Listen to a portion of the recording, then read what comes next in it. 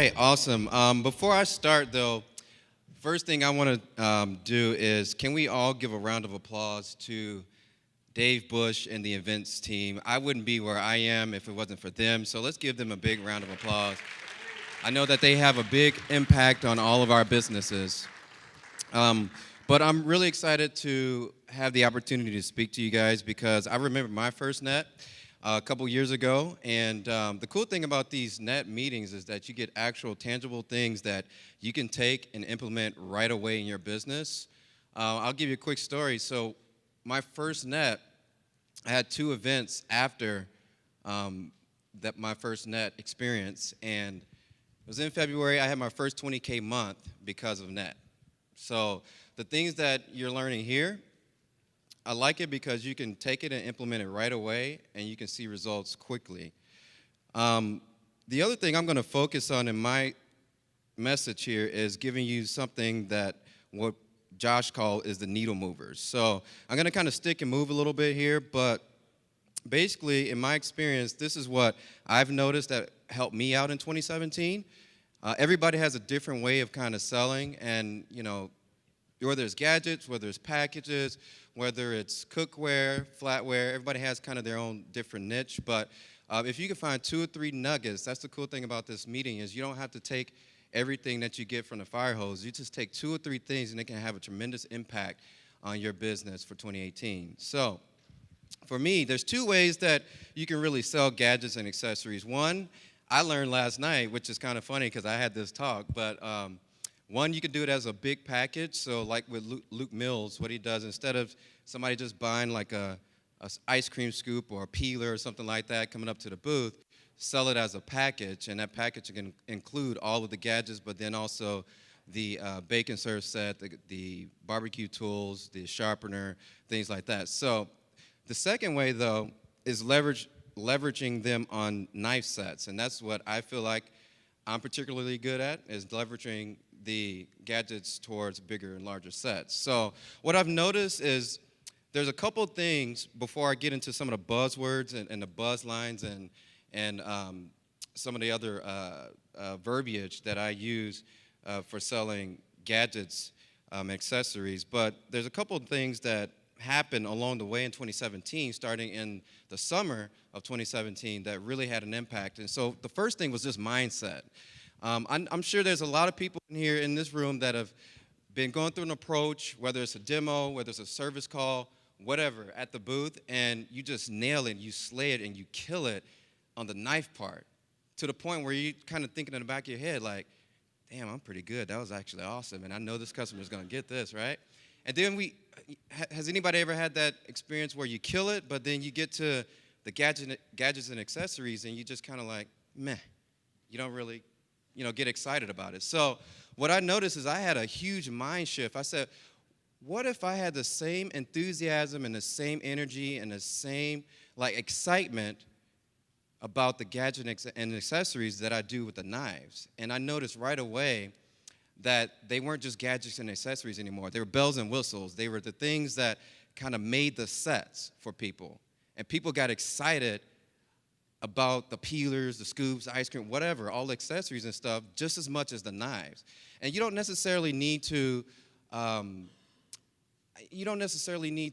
raise your pitch or talk faster or create these fake smiles or anything like that. The best way, in my opinion, and what I've learned in terms of shifting your mindset is, one, looking at it not as a trinket or a gadget. It's the creme de la creme. It's the top of any field. Our peeler beats out anybody else's peeler. Our scoop, all that stuff is top of the line. So it's the cherry on the top. It's bells and whistles. I don't even really call it gadgets anymore. As Mike talked about up here, and you guys, I wish you could see a lot of the fun we have at the booth is crazy, and I laugh at that guy all the time. So if you thought he was funny then, you should actually work with him. But I call them bells and whistles all the time because people get excited about bells and whistles. They want to know what bells and whistles are. And so gadgets and accessories, it just really sounds like corporate speak, in my opinion. So that's why I don't even really talk or say that. But the other thing that you can use, and the thing that I saw that changed for me, is investment. So these are just some of the points. If you have CSP 1/3 credit and you have a lot of it left, you are just shooting yourself in the foot. So I use a lot of my CSP 1/3 credit when I get it to invest in a business, and whether it's going to be buying a bunch of peelers, scoops, pizza cutters, all that stuff. Make sure that you're doing yourself service by investing in all of these things here, so that you can have them at the booth. Now, Mike mentioned this earlier. He talked about having like a box of goodies, right? Well, any show that I go to or I work, I'm going to have a whole bunch of excess bells and whistles, okay? Because I want to use those to not only leverage on the sets, but then also I can use it as a drop down, and it won't cost me nearly as much money.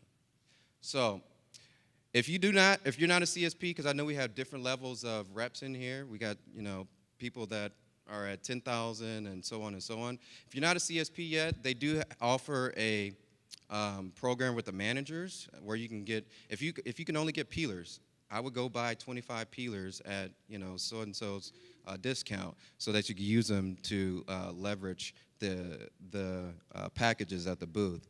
If you got personal product, definitely use that as well. The other thing that I noticed that was a big needle mover for me was just the education on this stuff. Again, a lot of people kind of look at these and they're like, oh, it's trinkets or whatever, but I changed my mindset completely. I remember working a show with Seth Kinzer. It was a Corvette show, and I'm working with a customer, and he's working with a customer, but he's within earshot, so I'm hearing what he's talking about. And as I'm working with my customer, I hear him talking about the ice cream scoop. And I'd never heard anybody like sell this ice cream scoop the way he did it, to the point where I was not even really focusing on the customer that I was talking to, and I was like, damn, I want to buy that ice cream scoop. And the only reason he did that, though, is because of the education. So there was things that he was saying, and I was like, oh my God, I didn't even know that. And I like kind of had to tell my customer, sorry, I didn't mean to like not focus on you, but this guy right here, I mean, he just sold the hell out this ice cream scoop. So education, there's a lot of ways to kind of increase your education on this. One thing I did was I looked at the product briefs online. You can go to Vector Connect. You can talk to some of the top CSPs in the business and how they market. But education is key. And education is key, and that will be one of the assets in terms of selling more bells and whistle packages. The other thing that I noticed that I did a little different, and maybe some of you guys do something similar, but I also try to get a connection. So the way that I do this is I do the education part first, but then I do the connection, and it's quick. It's quick. So you don't have to like spend a bunch of time on it, but what you're gunning for is those ooh and ah moments, okay? So I'll give you an example. When I'm talking about the peeler, everybody knows the peeler's double-bladed. It goes backwards and forwards. It's got the part where you can core with it. It's got Cutco's name on it, so what does that mean? And I let them explain. And then there's power in them saying it's got a forever guarantee on it. But then my connection is simply this right here. Hey, Mr. Jones, by the way, you know what I used to hate with those old, nasty, cruddy peelers is, when you try to clean up the peelers from behind to get all the nooks and crannies, it's pretty tough when you take the towel to try to get in there, right? Well, the cool thing is you can take this apart, throw it in the dishwasher safe, and then just like, oh, okay, I get it, nice. And you created a solution for them from a problem that they've probably truly experienced, right? And so when I say connection, it's not only just the features and the benefits, but it's how is this going to impact me when I'm actually cooking in the kitchen. So that education connection part. As far as some other things that are great for connection, if you see me working at the booth, and I used to hate this, but I learned how to get around it. If you see me working at a booth and there's a family and there's a lot of kids and stuff, one of the things I really enjoy doing is getting everybody involved, okay? Because a lot of times people will think that kids will mess up the sale for them, but I actually love getting the kids involved, and I'll actually have the scoop or the peeler or something, and I'll give it to the kid, and I'll say, hey, hold this for me. I got something I want to show you, or if I do the penny trick, or if I do the leather and all that stuff, I like to get people involved. And what I notice is once you get those kids involved and you get them laughing and you get everybody having a really good time, it doesn't just become a demo for the parents, it's a family demo. Now they're really, really starting to paint the picture and see in their head how their whole family is going to be affected by buying this product versus having something that's crappy in the kitchen, So definitely get the family involved, and that's another part of the connection part that I learned about leveraging the bells and whistles. And lastly is just the closing. So I'm very generous at the booth when it comes to this stuff. I'm super customer centric and not CPO. I don't have that CPO breath, and it's very refreshing for customers when they see somebody that's going above and beyond. Now, I'm not saying that, like David talked about with giving the barn away. I mean, I'm not trying to give everything away, but I'm very generous at the booth when it comes to giving this stuff here. And one of the reasons I can do that is because of the investment that I make early on in the year. So if you're doing malls, if you're doing, big shows, or if you got 1/3 credit, you can be a little bit more generous. And once you're piling all this stuff up, it's just a no-brainer for them. So a couple quick, if you guys flip the page there, a couple quick ways that you can make some of these education and connection points are just very simple. So I already talked about like the peeler there. But when I'm talking about the scoop, everybody knows, the features and benefits of the scoop. But one thing that like Dowd and I would do is I always bring a cooler with ice in it. So if I got my drinks and my sandwiches and all that stuff, but I always have the ice there because when you do the ice trick with the scoop in front of the family, it's just like as if you were doing, say, the penny cutting and the leather. You're still giving them that shock and that, that wow factor. And all I'm looking for is just those ooh and ah moments. So when I get ready to close and make those packages for them, I'm going to use that to go ahead and make the close. So with the pizza cutter, again, you guys can read some of this stuff here too. The education, not too sharp, comes apart for easy cleaning. I always say it's got Cutco's name on it because, again, there's strength in knowing behind that a company stands behind their product like that. But then the other thing, too, is I'll get testimonials from customers. And one of my customers gave an interesting testimony talking about cutting raw chicken breasts with the pizza cutter. It's not too sharp, but it's sharp enough to go through raw chicken breasts. And I was thinking, well, why is that important? Well, they like to make chicken fajitas, or if you want to do chicken strips or something like that.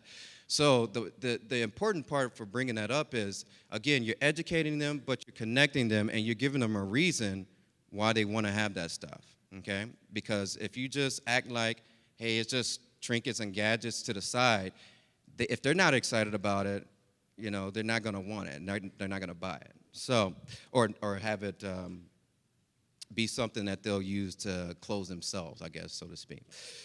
With the can opener, again, I've learned a lot of this stuff here from Mike Dowd and some other people I've worked with, but, you can see there, 10-gallon cans or less, leaves a smooth edge. One thing that I like to do is I'll actually get a can, I'll open the can up, and I'll dump out all the contents, and then I'll notice that there is a smooth edge, so there's power in actually letting people like touch it and see it, and then they can actually feel it for themselves. Because who's ever talked about the can opener and then they ask you, is this the can opener that opens on the top or the side, right? Well, no, this opens on like a regular can opener, but it does leaves a smooth edge, and they're like, oh, and then who comes up? Pampered Chef, right? That's the one that I always hear about. So, again, it's got Cutco's name on it, but then it's got this magnet here. And then also what I like to do is I'll say, people always buy these crappy can openers, and I'm really talking to the customer and really kind of, people buy these things all the time, and these can openers, they don't last you. And by the time, and I'll ask a customer, how many can openers have you bought in like, 2 or 3 years? And they're like, oh, man, I've bought at least 3 or 4. And I'm like, what would it feel like to actually have one good can opener that's going to last you for the rest of your life?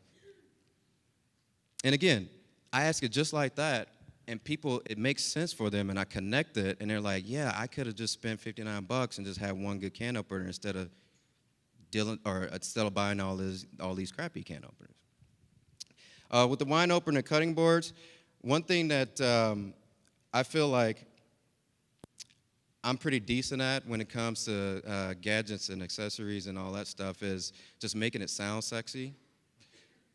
So what I mean by that, I'll give you an example. A lot of people say, hey, it's a cutting board, right? And for me, it's not just a cutting board. I'm like, hey, this cutting board has got the juices to catch the lips here. It's nice and soft. It's raised up so you don't have to slide all over the place. You can slide a plate under it, right? And they're like, damn, that's a good that's a good cutting board. I'm like, yeah, it is. And then I'll say, it's got all these marks in it, right, Mrs. Jones? And I'll tell them, I say, that's actually really good that it has the marks in it. And they're like, why? And I say, well, think about it this way. You got two opposing forces, right? One's a knife and one's the cutting board. Well, one of them's going to lose out. Which one do you want to lose? And they're like, oh, I get it. And I'm like, yeah, and it's also dishwasher safe, non-porous. So by the time I get to the point where I want to close on a set, again, they're not looking at these gadgets and accessories as like little add-ons. They're looking at these like, no, I actually need that cutting board. I actually need that scoop. I actually need that pizza cutter right there, okay? And so in terms of closing with it, you guys already heard about, the close that I developed in the summer, but one of the things I like to do with all the gadgets and accessories is I like to use those to do that Fonz close that you guys heard about. And it's really, really neat because I'll get people that, I'll offer and say, hey, how many of these do you like after I explain to them? And one of the things I'll do is, let's say that they pick two pieces, right? So pick a peeler and, I don't know, pizza cutter. But I noticed that they really like the scoop first, or really like the scoop as well, but they couldn't think about it. I like being able to, because of my investment in the gadgets and stuff, I like being able to, tell people, hey, I know that you're having a hard decision on a third piece, so I'll tell you what, I know you like these two, I'll see these two and raise you an extra piece, okay? And people, when they say, when you're already piling it on, when you say, hey, I'll raise you this extra scoop that you weren't even thinking about actually getting in the package, they just go for it because they feel like it's Christmas. I mean, you literally just loading them up with so much Cutco. One of the other things I have in here is the loyalty close too.